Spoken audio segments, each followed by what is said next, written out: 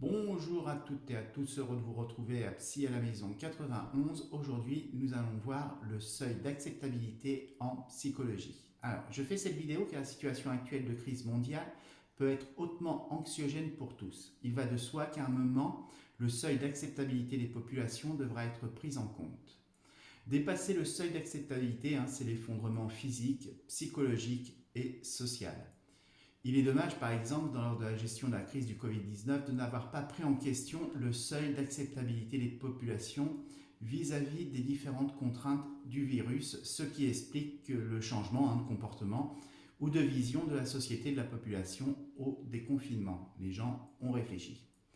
Vous pouvez trouver le déplacement du seuil d'acceptabilité dans le burn-out, par exemple, pour un individu. Au niveau sociétal, ce qui pousse des populations à la révolte, aux émeutes et à la révolution. C'est les conséquences quand on dépasse le seuil. Alors, avant de parler du seuil d'acceptabilité psychologique, il faut d'abord aborder l'acceptabilité psychologique. Alors, en psychologie, la notion d'acceptabilité est très importante car elle est signe de guérison. Elle relève des sciences humaines et sociales, donc de la psychologie expérimentale, psychologie sociale, psychologie humaniste et psychopathologie. Alors, pour comprendre la notion d'acceptation, il ne faut pas confondre l'acceptation psychologique et l'acceptation organique. C'est bien deux choses différentes. Pour une fois, je vais dissocier le corps et l'esprit car le terme d'acceptation psychique diffère de la notion d'acceptation biologique. Un mot identique pour une définition différente, une conceptualisation totalement différente. Ce n'est pas du tout la même chose. Pour la définition biologique, n'étant pas médecin, je vais vous renvoyer à vos propres recherches personnelles sur Internet, votre médecin traitant, lecture de vidéos sur le net et les livres. Alors, nous, ce qui nous intéresse, c'est l'acceptation psychologique. Alors, il existe beaucoup de définitions et approches différentes en fonction de la profession ou orientation professionnelle au niveau de la psychologie. Pour nous, c'est l'approche psychanalytique qui nous intéresse. Aussi, je vais vous proposer une définition. L'acceptation est inconditionnelle. Elle dit oui à la rage comme à la tendresse. Elle n'est ni résignation ni abandon. Il y a une notion de résilience dedans. Il n'est pas question d'accepter la situation que nous réprouvons. Pas du tout. Il s'agit d'accepter de vivre ce que la situation que nous réprouvons nous fait vivre. C'est-à-dire qu'on est dans une situation difficile et on ne va pas avoir le choix de l'accepter pour pouvoir passer à autre chose. Donc j'arrête là pour l'acceptation car le sujet du jour, c'est le seuil d'acceptation. Vous comprendrez bien l'importance de l'acceptation pour pouvoir se libérer, pouvoir progresser, passer un cap pour vivre, comme une remise en question positive. Toutefois, l'acceptation a ses limites, d'où le terme de seuil. Il faut pouvoir la mesurer. Il arrive un moment où la personne, le groupe, la communauté ne pourra plus accepter. C'est pourquoi il existe des groupes de métiers, des études pour mesurer l'acceptation de la personne à son environnement, situation professionnelle, sociale, familiale, financière, la liste est longue. C'est là que nous parlerons de seuil. Alors, le seuil, c'est la mesure pour laquelle la personne est capable d'accepter ou pas avant de rentrer dans l'inacceptable. Il y a un palier qui va faire que je ne vais plus pouvoir accepter. Alors je vais vous donner un exemple. Vous avez sûrement entendu parler des études sur la pénibilité du travail. Ça consiste à déterminer le niveau, c'est-à-dire le seuil, que le travailleur est capable d'endurer physiquement et psychologiquement sur une tâche de travail avant de ressentir une douleur physique ou morale qui pourrait altérer sa santé physique ou mentale. C'est vrai dans un travail à la chaîne, dans l'industrie par exemple, ou aussi dans un travail où on est exposé au chaud, au froid, le travail de nuit, le port de charges lourdes pour les manutentionnaires, là aussi la liste elle est longue.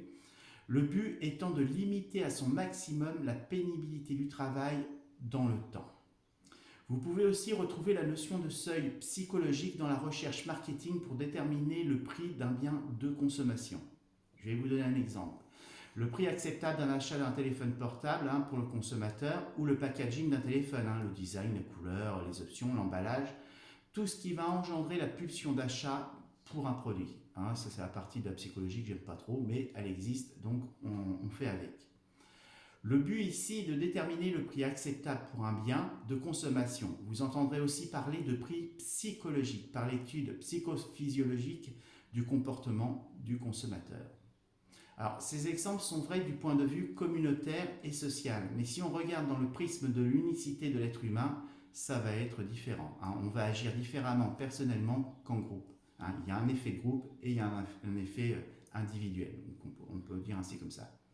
Alors, une situation identique d'une expérience peut être perçue différemment. Là où une personne va accepter un seuil haut, une autre aura un seuil bas. C'est très parlant au niveau du ressentir dans la douleur. Par exemple, lors de la vaccination, si on avait pris des gens à la sortie de la vaccination, certains auraient dit bah non, bon, j'ai rien senti, ça s'est bien passé. Puis d'autres auraient dit oh non, je suis pas trop bien, ça m'a fait mal, j'ai senti l'aiguille, etc. Les seuils varient en fonction de tout à chacun. Alors, les éléments à prendre en compte pour déterminer son seuil d'acceptabilité. 1. L'environnement matériel, le lieu, en intérieur, en extérieur, s'il est connu ou pas. On peut être gêné par le bruit, les odeurs, la luminosité, tout ça, tout ce qui est immatériel, il faut le prendre en compte parce que c'est important.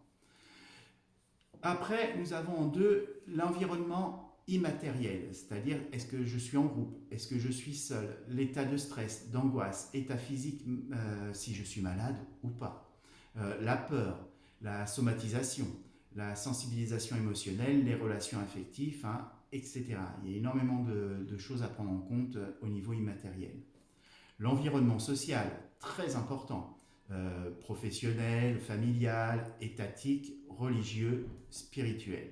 Ça déterminera nos seuils d'acceptabilité. Et en dernier, le 4e, c'est l'unicité de l'être humain.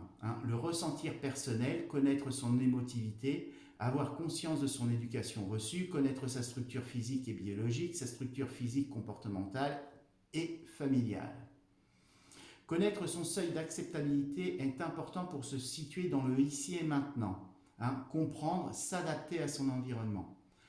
Permet de comprendre ses contraintes, de se poser des limites à soi et à autrui, ne pas se mettre en danger et se préserver de toute toxicité. Joue aussi sur notre état de stress et d'angoisse. Voilà, tout ça, c'est les critères pour pouvoir savoir quel est mon seuil personnel d'acceptabilité. Alors, je terminerai cette vidéo en revenant sur la situation sociale présente. C'est le but de la chose.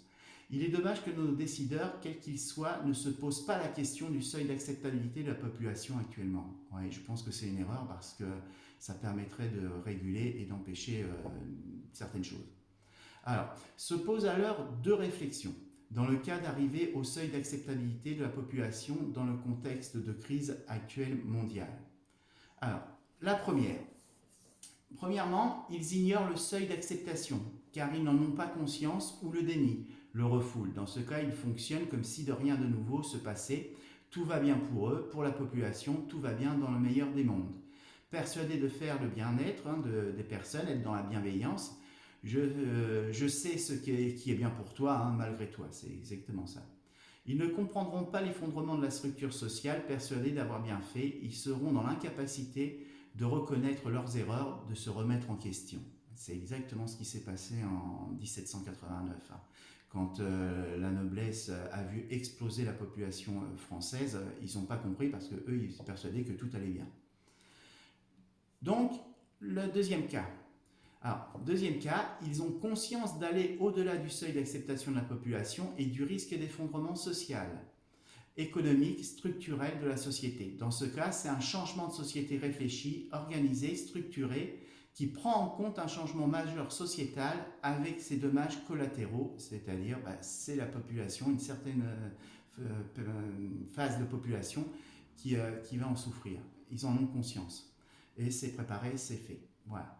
Alors, dans les 2 cas, en toute conscience, je fais preuve d'acceptation. En prendre conscience, se poser les bonnes questions vont m'aider à accepter. D'accord ? Ça ne veut pas dire que je suis d'accord, mais ça va m'aider à accepter et donc ça va m'ouvrir mon espace de réflexion et d'adaptation.